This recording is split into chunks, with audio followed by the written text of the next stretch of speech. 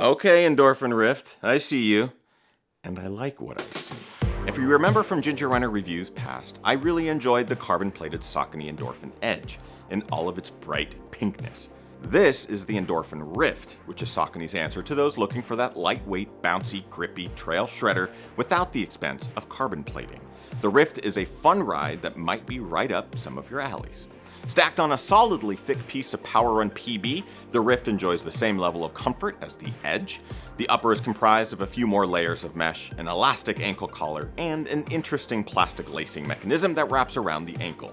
The volume feels similar to the Edge with ample forefoot movement without a lot of material, while the grip is luggy and decent when things get sloppy.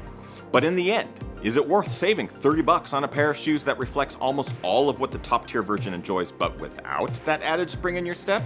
And an odd ankle fit to boot? There's lots to talk about here. Let's dive in.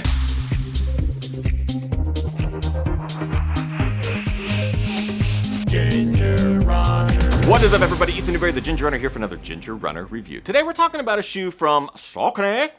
It's the Endorphin Rift. Yeah, it looks a lot like the Endorphin Edge, but it's not. No carbon plate. That's interesting.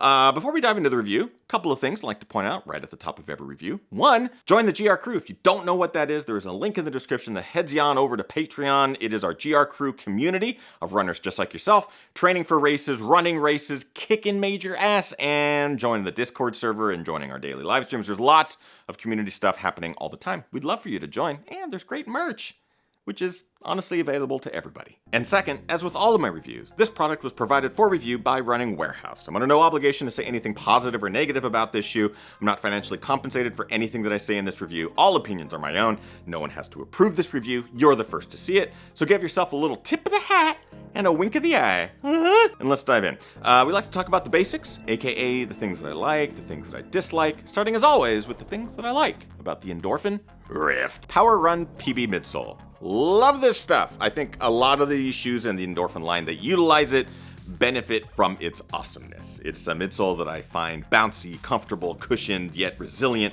and I love it in the Rift. I think it's a great use of it on the trails. It works well, and yeah, just can't get enough of it. Can you give me some more?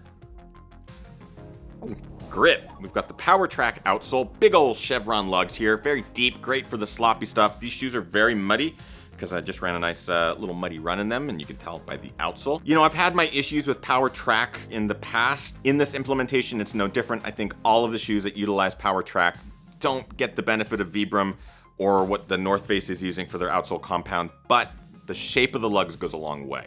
So for the Edge, and in this case the Rift, the lug shape, the lug location, the distance between the lugs, all works pretty well to get you the grip when you need it. Lockdown. So better than I anticipated. Just pulling these out of the box, I was like, oh man, I hate shoes that have these like extra layers of mesh or nylon or material that kind of brings the shoe together. It's like, just get it in one piece or see if you can get it between the two pieces of upper that bring them together. I will say that this actually proved more beneficial than I thought. So you have a lot of options of how you lace the laces through here. You can do the double lace for the ankle lock. You can do a triple or quadruple lock. So despite the shoe not having a ton of holes along each of the sides of the upper, it does a decent job of locking down that midfoot, letting that forefoot move and breathe in a giant vamp. So it works. I'm able to get a pretty damn good lockdown. Weight. They're very light, 282 grams, which is right around 10 ounces in my size 11. It's a very lightweight shoe. Really, a majority of the weight is this outsole rubber, which doesn't really feel like a lot. There are shoes that have very thick outsoles, and you feel the weight underneath the shoe. It almost adds like an extra pound to the bottom of your foot. It just feels like a really weird pendulum thing happening. In this case, it's a light shoe. It's very comfortable, and the weight does the shoe a benefit. That being said, it's not all umami-laden noodle dishes and weighted blankets on a chilly November morning. There are a couple of things that I dislike about the Endorphin Rift. Let's get to those now. Umami-laden noodle dishes. It's actually pretty fun to say. No carbon plate. All right, so the Endorphin Edge has a carbon plate. The Endorphin Rift does not. You do notice it. As you can tell, very flexible. The Endorphin Edge, while also flexible, I know it's on my wall right there, does have a bit more snap on your stride. So there is a benefit to that, and by removing that carbon plate, you're dealing with more of a slipper, less resilient, less protective shoe that definitely holds on to the comfort, but kind of gets away with that speed element that I kind of came to love in the Edge. Narrow toe box. So I believe the shape is very similar to the Edge, but where this shoe kind of gets me is this additional welded overlay that comes back into the vamp a bit more than on the Edge. It bugs me. I feel it underneath both my big and next toe, ring toe, middle toe. And it does cause a bit of a chafing issue up there. It's just a little too much added elements, which is different than the Edge. It's not a super narrow platform, but it is also a bit more bothersome of an upper. The one-piece collar. I am not always a fan of a collar that has this sort of system built in that keeps debris out. Because the problem is, it never keeps debris out. There's no way that they can design a heel collar that'll work with everybody's ankle. So whether I have a mutant ankle, which I don't think I do, it still lets little particles of dirt in, maybe some bits of gravel and stuff like that. Nothing bothersome, but it's just never gonna give you a good seal. And the fold over, or the ability to lace this thing down perfect, especially up here where the laces come together, can be a bit bothersome because it's all one piece. Just have to point that out. So that is it actually for dislikes. Let's get a bit more specific in our breakdown where we talk about build quality, comfort, fit, price, and look, starting as always with build quality. You know, I think the build quality of the shoe is fine. It's holding up well. I think the midsole is like my favorite part about this shoe. It just has the ability to break down a bit prematurely, especially if you're running hard trails and a lot of descending. The carbon plate in the Edge helps sort of elevate that shoe into a different realm of durability, but in this case, you know, it's holding up. I'm just worried that things are gonna start to break down here in the next 50 to 100 miles or so. Comfort, I love PWRRUN PB. You could just slap it on some bread and eat it for breakfast. I love it here, and it's a very comfortable midsole. Not as protective because there aren't very many protective elements. While it does have a bit of a rock guard underneath the outsole, it's not great. I think it keeps the rocks and sharp objects from really penetrating that midsole, which would just like destroy your feet. But I would love a bit more protective element to kind of keep you on top of that rather than absorbing through it. Fit, both a good thing and a problematic thing. Good through the midfoot, down through the vamp. A little bit problematic up here in the lacing system where the collar meets the front. I just haven't been able to get the laces down perfect here in a comfortable way without folding over that upper. But down here across the midfoot and into the vamp, everything's holding up pretty fine. Price, $169, which is about $30 less than the Endorphin Edge.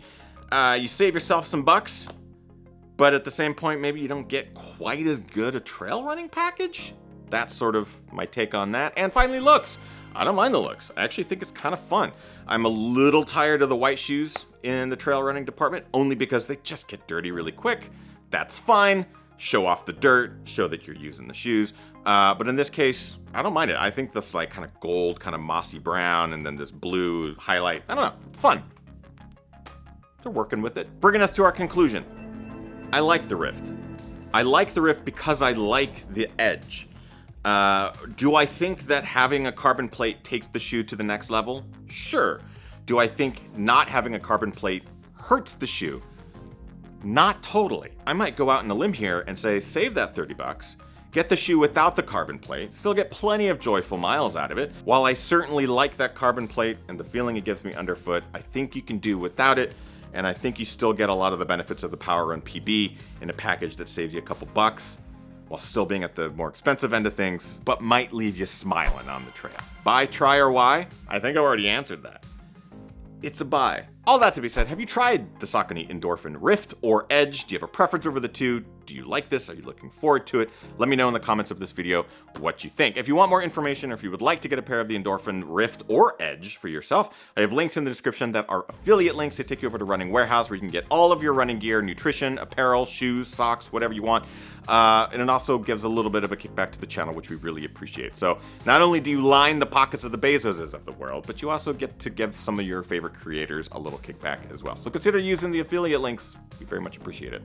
That, my friends, is it. Hope you get out there, train hard, race harder, and party the hardest. I know I am. We'll see you guys next time. Bye-bye.